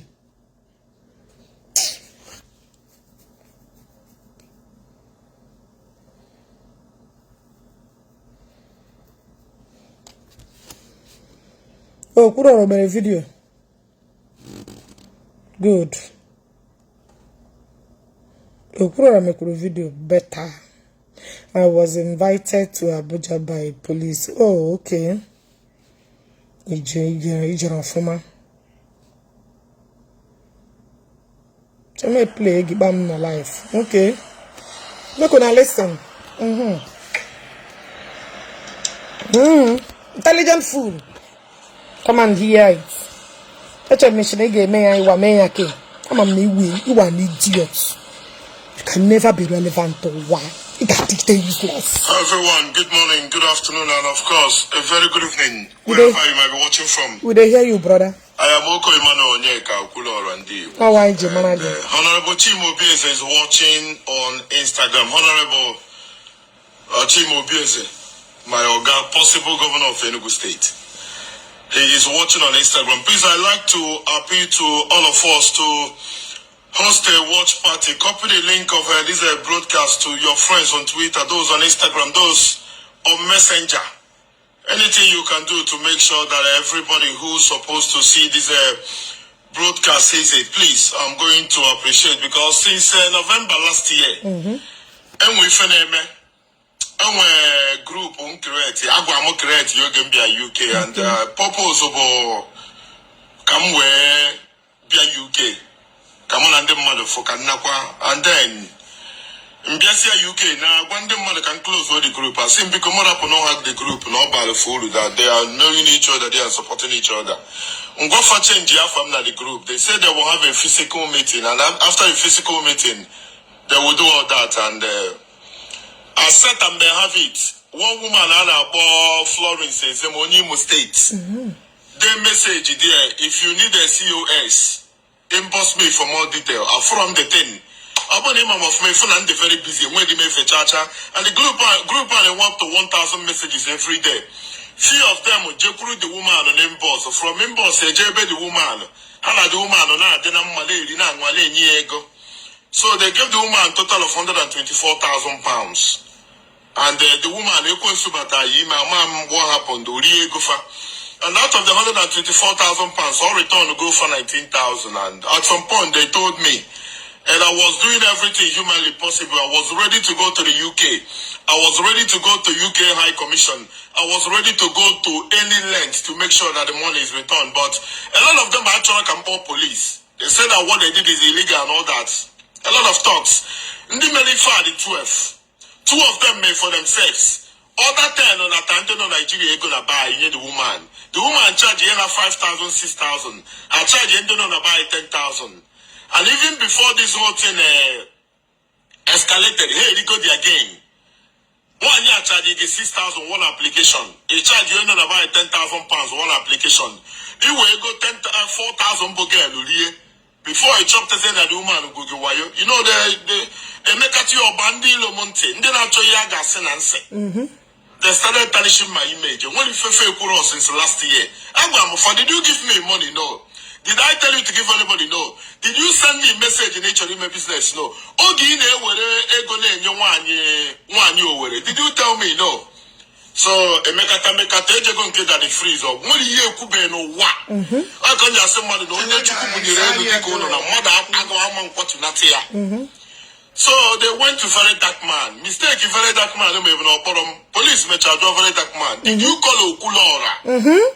to ascertain or to verify all these things but that was money even in every day Verydarkman made 2 days ago money on the video I be a call why all the sorry see no problem.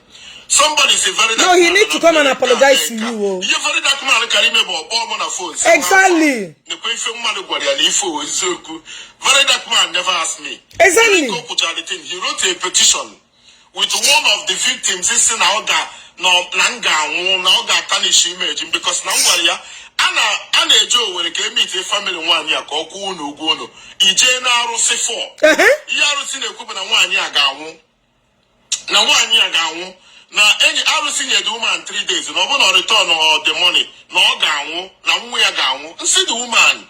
Obona, let's assume now 1 year regular is your quality boya. Who will repay this money? Exactly. We are in a group, and if I do not a group of all collectively, I want us to come together and do it. Why come to the group? And don't we blame on the money in him? Why did you close the WhatsApp group? Why did you close? When you close a WhatsApp group, only open another the group get more the information because when I see when most people comment or talk, not say man no on internet, secondary school. I don't know. In on a WhatsApp group now. When I close the WhatsApp group, every message in the group to the end of the day. I close in the group, my game when they are saying I gave boom mother. And then I made the thing now, in the media, in the media, now in the media. Only a Sonia and Oge, where you can imagine a bass na mother. Senoge boom mother in a group half a mode. Mecha Wonya, Kayfengako. In on a WhatsApp, you close the WhatsApp group, it will not deter investigation. Eluma Abuja police bomb na Abuja, Wudu Abuja Hanalu phone. Police for more than 10 hours not on my phone. Try. You know, Nigerian police in the phone, seem you are a good man. Try. He delete your WhatsApp group, more close your WhatsApp group. Every message he did there, can be there. The only difference is a man there another message. Do you know that before I came to Abuja, Nigerian police are making investigation? Hey, what go number in the UK? Mandi Merifa, Bono Omenala phone. Investigation, collect your information. Nigerian police check after interrogating me, assume that you are innocent. Sorry. Except for Nigerian police, anything humanly possible. I can make a Florence says him up in London. And they get 80% cash. And then we're going to calculate an account to the other. Did the woman know where part of the money is the account to the I told Nigerian police. I'm going to go to Abuja. Abuja on Monday. May interrogate on Monday. May interrogate on Tuesday. Sure. Yeah, when you interview on the phone, no, let me interview, let me interrogate. After their own investigation. Sure. I'm Nigerian police. I am ready. Sure. I'm going to knock Ijele UK 7 o'clock in the morning tomorrow and short tickets. Bem. Especially in the internet, you need to be very careful. I'm telling you. People are watching you. Very wicked set of people. Nigerian cyber crime unit. Online. Nigerian cyber unit now watch everybody on the internet. And when they salary to watch internet, okay, Nigerian police now watch anytime you get an issue. I had issue. I then knew that no on a cyber crime unit. We need to be very careful. And over time, and when they get the message on auto, I think that they're very useless. Now they get a message came with 2 days now, 2 weeks now, rather than me and what if I'm there. At the time, I decided to appear this way. And then I found them more than 20 cases of kidney. I'm on bosom, and then I bought him, and then I and then I make car, and then I make car, and then I make car. But let me tell you now, I'm on Abuja on Tuesday. I almost send my mother and one. Yeah, make him way on an we now. And make him nobody told me because of my mental health. My people man pass it through a lot. Let me tell you, my mother with kidney issue. For 9 months. And what on Yangwa? And what on Yangwa Melu Mebere? And what on Yangwa Yamego? And what on Yangwa Batalum? With sugar. enwem bad diabetes. Image police maybe I'm not to do with 10 million because every minute is not dry up. You know, my mother with diabetes. Well, let me shock you now. Makanda when they got a message in Ottawa, now the wicked, now the useless, now hard up maha, they tell a message. Only they tell a message, we found our pass it through no where. Did you know the sometimes I didn't mention it mana yesterday Abom yesterday same na I gave my mother okunabo. Oh, they're gonna protect. I can't even see her. Oh, it was a me for my mother. It was a munna. And when you me one ya get my boy fan Canada. Doctor said that the only thing I gave me now my mother then do. Dikuon do better when I bury okunabo. One ya taga fofu. One ya baro when you taga again. Okagon diabetes age de go one ya hasa.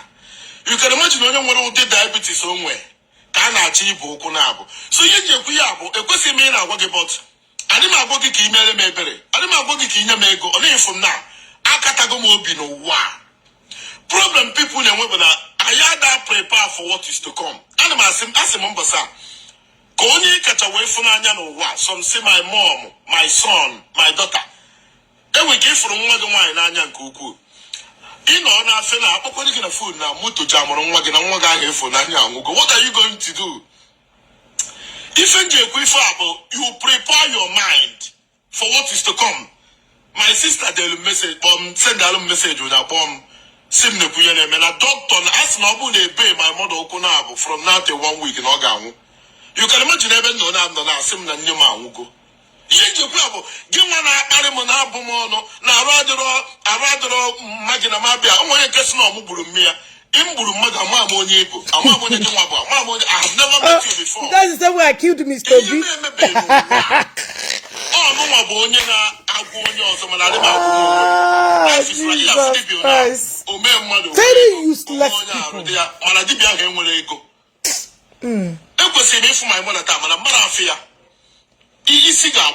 I don't know what to do. From now,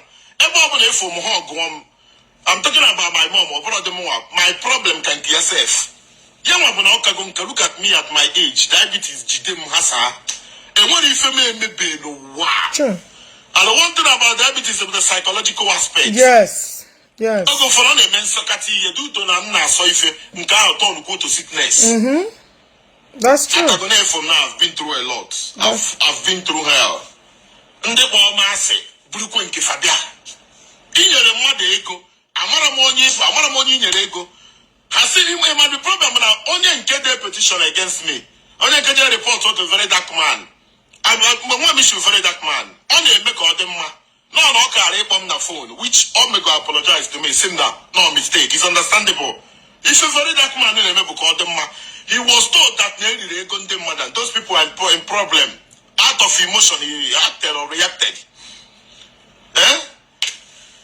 Jesus Christ. I don't know where we'll go from here, but most times, many of us are smiling, laughing, you know. You see excitement in our faces. So, but if any day, if you okay, we need see too much. I want them to say, "No, one more than I'm not one. It comes to Quenike." You know, when you me 1 year now, you know, I don't know, but in any other home, but in not one like Kuzu Aqua. Now, so one of my Japan mentioned that now 1 year ago, Cajun game. It was me to know go to the but I cannot go. I want to fear as not a back when I want to met to your man Okunogamu. Ebe nwaanyị kara nka na-agwa gị mmadụ emetụkwana ya mma n'ụkwụ na imetụ ya mma n'ụkwụ na ọ ga-anwụ ọmụ bụ onye na-eme mfe onye arụ ajọrọ mmebere afọ ndịrịzi na anya mmiri jụm anya mana nke m gwuru m ike a sị na dibịa na-agwa onye ọzọ mana ọgwọ nwere onwe ya so na asị nwaanyị dibịa ji wee onwere ego na obi n'ime ọhịa mana ọ na-agwara ndị mmadụ ọgwụ ego life dị like that ọ bụrụ na ị ga onye ọbụla nọ n'ụwa ga-asọlve mụ problem ya ma complications, difficulties, things you cannot explain. You can't explain them, and they are happening to me. One no the easy. What I'm saying is, doctor no neighbor. A treat katam tinem drip, whoopum drip, doctor naba. Around 5 o'clock and 5, 6 in the morning. One woman I be see I start a motor kai John Ogo. eburum tii na moto na-eje ụlọ ọgwụ ndị mmadụ na-akpọ m ndị arụ adịrọ na ọ nọ na Zenith Center na Abuja na ọ nọ na FMC mụ bịa nyere ha aka na ọ nọ na UNTH instead of even for these people to allow me to at least treat myself with a live video ngosi ndị mmadụ ebe na ifu anya m na-acha red ifu m ifu na nna anwụ anwụ nse biko nye eji egosi m ya bụ ka unu hapụ isendịrị m picture onye arụ adịrọ ezigbo arụ adịrọ m let me recover that when I recover will continue. I got to Paul Sonic Hospital in Nigeria. Somebody called me on the phone ebe na ngo drip a girl bomb mpike I say good morning say good morning ma I also know from kebu mejo na ogwo hey that she feel for me oh say thank you very much I say na chukwu ga agwom say no problem I say mana nwu yo cho igwa m say ke yo I say na o mako na aru adoro mo na yi adere mo mma madam please that I should help her and I was bitterly disappointed. If for a young man no na ebu eju no ogu. Oru 20 minutes boy I say sorry na raderia. Man I send dialogue go na radero magi. I was in so much pain. I tell you. Enwe me ezigbo obi. People break got my heart so much. People no matter when God program you remain that way. Nsina ka mba wicked I will make a lot of mistakes. People break go my heart. People at all you go with my feelings. People at all you go with my emotion. People give me when you say people be. And when video and you don't so many go on London and you don't so near chaka is in one bar no. Also na yana ababa na chifimo.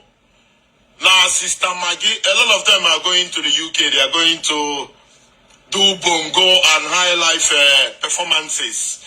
Also Ndi Igbo no na UK. Only abona potaba na location, let them have fun and sing and dance there sorrow away. On abona if so no phone no them on again na UK, itinerary light na apparent money to gain followers. Or say the corner there. And then all of them I always tell people and when their problem with the way people love and respect me, above and there people they'll be taking photo, they'll be saying nice things to me. Number one, about no hard work over years. Number two, about no sacrifices in me. And another thing, about Eziobi, okay, not with grace. I know I want to able some people. African people now say, let's take a photo. They want to be like me, but you get no money friend them. Unlike you may friend them, don't do mad no work. People happy with that knowledge. People must appreciate you. And when a lot of battles in our phone.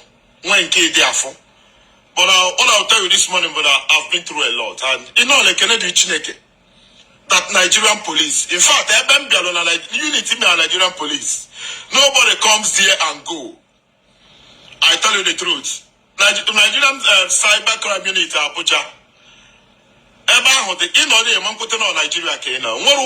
technology I don't know. Wow, it's not possible. I came there and for the first time I was very proud of Nigerian police. Once they were on your that day, you can't.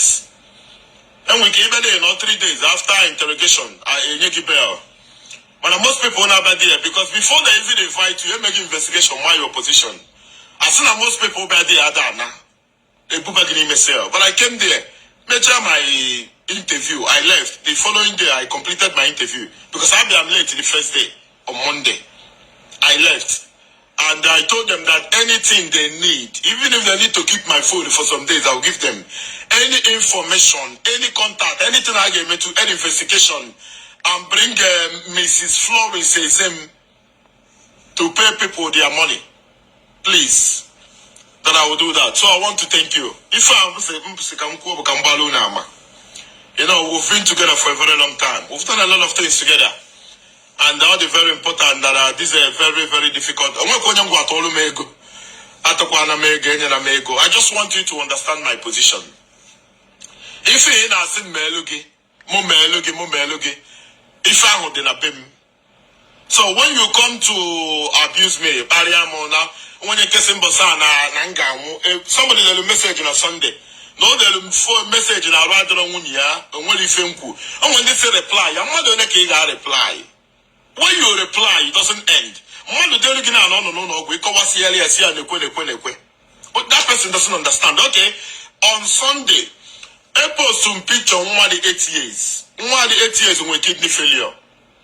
all the 8 years, and don't you send them that message is na nwa body Isuochi. Isuochi in Abia State. If you post with that picture but na actually Ije Isuochi. Can you from 1 8 years? Come on I media fundraising. Can you no man I gave me fundraising? Came in 1 8 years. I call look smart and bright. Came media fundraising. Came a kidney operation. So this yellow message. Come on, get my be Isuochi or send the hand on a Lagos. Now one boni Isuochi. Come on a Lagos Kafano. I'm a cook him as because most times I'm tired. Mona Madu Geso. Mona Madu Geso wager the Lagos.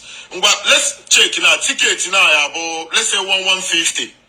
Going and coming with 600,000 naira. It will probably be in Lagos for 2 days. I got lodge in a hotel, maybe 150,000 or 200. I got Bakaba and other hidden charges. Then let me say, the baby my own support because my ritual before marrying mother fundraising or before asking you to please do fundraising for somebody more than me. In the end, I will spend 1 million naira. And when we don't get fundraising in Lagos or Abuja without spending up to 1 million naira, you can imagine now much 1 million naira get engaged with Lagos. So, but this 1 million Iji Lagos, the stress. The time, everything. This is to save a young boy. And one on your from the picture, which of them were only 8 years. One kidney failure at 8. So open them 2 more. I thought 1 million now. Borrow. Spend the area, J Lagos. That money actually can get I will marry that small boy because I get with them no one. When I never more for more last born. One you put now for 9 months. On open and name winner, they back. Na asị na mma agwaghị ya amami ya mere ajigwe ejeje gwa ya da mana ọ bụkwa na ịgwara ya je gbaa ya ọgwụ ụla ka ọ tụọ ya ụkwụ ọ bụ na otete n'ụla ọ bụ na otete n'ụla fụ na ụkwụ ya adịrọzi ka ihe ọ ga-eme. So I want to thank you and I appreciate you for everything unu mego and ask God to bless you and and maybe better come to fifth now for Makanifen now for the omumi. If now for the unbelievable, if now for every day of my life the ridiculous. When people condemn people for not doing for them what they cannot do for themselves. I don't mind my problem now. My problem now about the 1 billion Iji Lagos no strength. Had him devastated, had him broken, had him pained. I don't even know how I was able to pass last night. A lot of things, the psychological aspect, on a bumebu. I'm the mentally okay now. I can easily borrow 1 million and go to Lagos. Get married the baby fundraising, but my point is that I'm not mentally okay. I'm from hog that now. Or the basic. Thank you very much wherever you are. God bless you. Good morning, good afternoon, and of course, good evening.